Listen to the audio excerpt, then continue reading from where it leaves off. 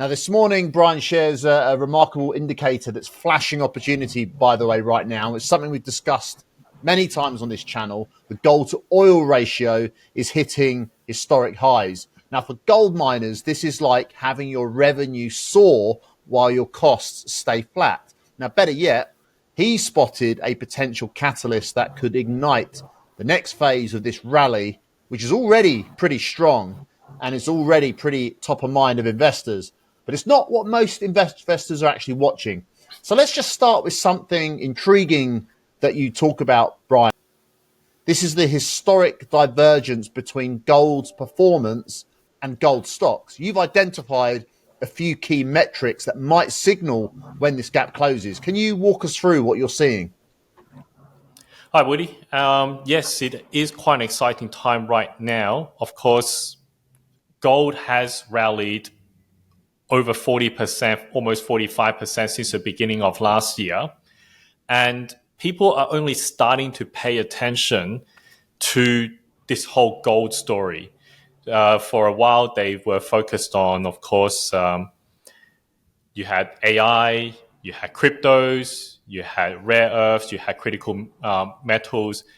Gold doubled since 2020 and tripled since 2015. And if that is not a story that should be on everyone's lips these last 5 years, obviously something else overshadowed it. And that's what I talked about. Now, gold's finally taken the lead in terms of what people are talking about. And yet, gold mining companies, we've seen the recovery for gold producers or larger companies. They've been recovering in the last 2 years or so. They only started gaining momentum last March, and now people are chasing it as they're breaking record highs. That's the story which people are following. But what's more interesting to people like myself and my readers are the opportunities that still exist in the smaller gold mining companies. And that's important because if you want to make big returns, it's not about chasing what the crowd loves. You should have been ahead of the crowd before. It's to actually get ahead of them and work out where they're going next. And I suspect the places all these investors are heading towards are the mid-tier producers, then moving down the list to the developers and the explorers. There is, as you pointed out, the gold to oil ratio, which has been increasing from about 23 or 24 last year to about 26, 27 middle of last year. And then after the first rate cut in September, that went up over 35, and we're currently sitting at 41. The last time we've seen something like that was back in 2020. And if anyone remembers 2020, that was an unusual year. It rarely happens, but history is happening again. And we didn't need a pandemic or a huge disaster happening around the world. We just need people to be aware that gold, there's a potential shortage in gold, plus fossil fuels are back in action. And that's why the gold to oil ratio are at such exceptional levels, and they are supporting gold producers in delivering record profits. Yeah, my next question was on the oil gold ratio. It's been a pretty reliable predictor of mining companies' margins. What makes this relationship so consistent, and also importantly, what might disrupt it? Okay, so I started tracking the gold to oil ratio in about 2014 in the midst of one of the worst gold stock bear market that we've experienced in the last 25 years. At that time, I had been about 15 months into going almost all in gold stocks. Not something that I would suggest people do because it is very high risk. But I was gunning it because I knew that there were huge opportunities. And I was noticing by around September, as the oil price fell by half because OPEC nations wanted to bankrupt the shale oil industry in the US that was growing. So they smashed the oil price down. They increased the supply of oil and pushed the oil price down to about $50. So it was half of what it was earlier in the year. And the price of gold, even though it was hit quite hard, the gold to oil ratio started rising from about 15 to about 20, 21, 22. And the companies the larger companies were generating a small operating margin. So they were selling gold at a higher price than it cost producing it. And the mid tiers were breaking even. So I sensed that the trend was going to turn around because the gold to oil ratio it's able to predict the operating margins for these producers in the next 3 to 6 months.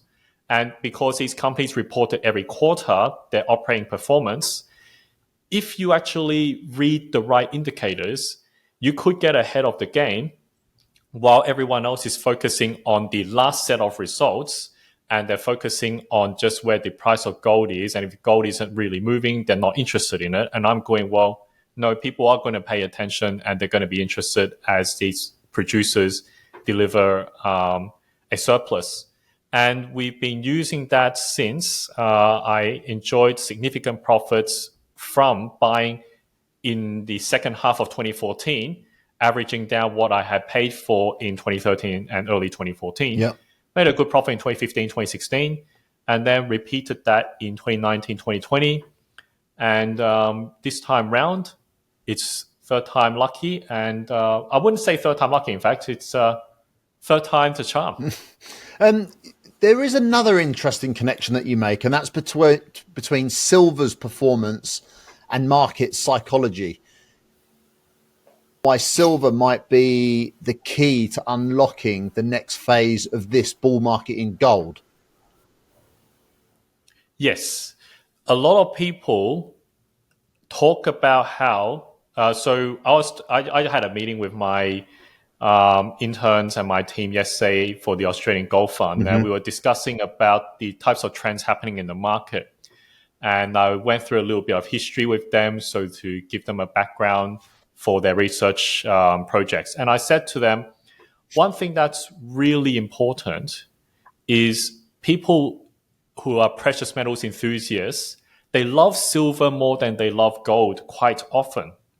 And the reason behind this is because silver offers a more volatile, it's more volatile and it offers speculative returns relative to gold. So gold would lead the precious metals market and silver would chase after it in the as the gold bull market really takes form. And what I mean by that is if you look at what happened in 2016, 2011, 2016, 2020, and even last year, silver caught up on every occasion and it outperformed gold. In 2020, in the space of, I think, about 4 or 5 months, silver actually went up by over 150%, while gold rose about 80 or 90% in that bull market. This time round, we've seen gold go up from 2020 to now. It's gone up by about 100, about 100%. Silver started catching up last year and staged a 50% rise in the space of 3 or 4 months, catching up with gold. To a certain extent, it's still quite behind. And I see significant potential for people to really pay attention to gold stocks when silver breaks above $35 an ounce, because what happens is that will create the idea of FOMO, fear of missing out. People have seen gold go quickly, and they're wondering maybe it's too late to chase gold. Oh, silver's undervalued. The gold to silver ratio, which is historically 60, is now 90. So the chances of silver catching up and closing that gap with gold increases as the gold bull market continues. Back to gold stocks, like there is a fascinating contrast between the performance of the major producers and the smaller explorers, like you've alluded to. What typically triggers these smaller players to catch up? And are you seeing any of those catalysts lining up now? Yep. So again, I look back at history in 2008, just after the subprime crisis. You had gold recover from about 2008 to 2011.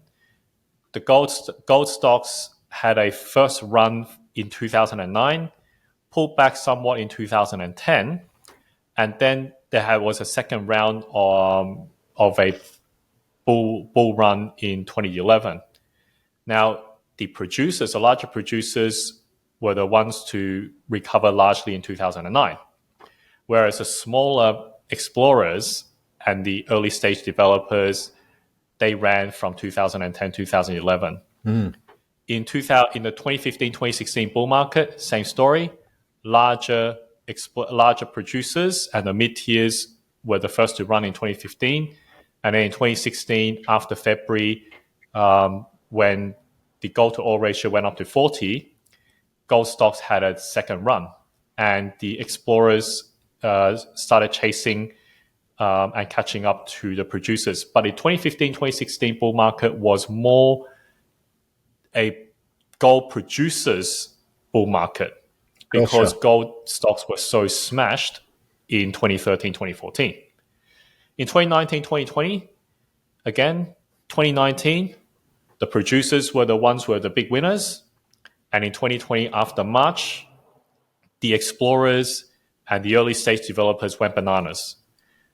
Some of these explorers went up a couple of 1,000%, including companies like De Grey Mining, which at that time, De Grey Mining was an explorer that announced a discovery in the Hemi deposit. We now know De Grey Mining is now a 10 million ounce, has 10 million ounces in the Hemi deposit. There were a couple of other companies that went up 3,000, 4,000% in a couple of months. This time round, the producers started taking off in 2023, 2024.